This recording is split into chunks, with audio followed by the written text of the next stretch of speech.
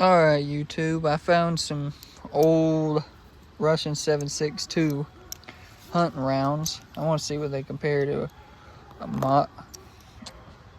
between these two ones. Modern, that one looks older. Then there's the hunting round.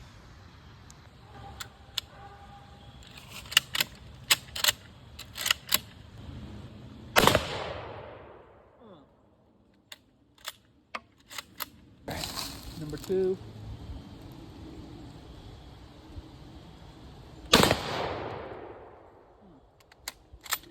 Now finally the hunting round.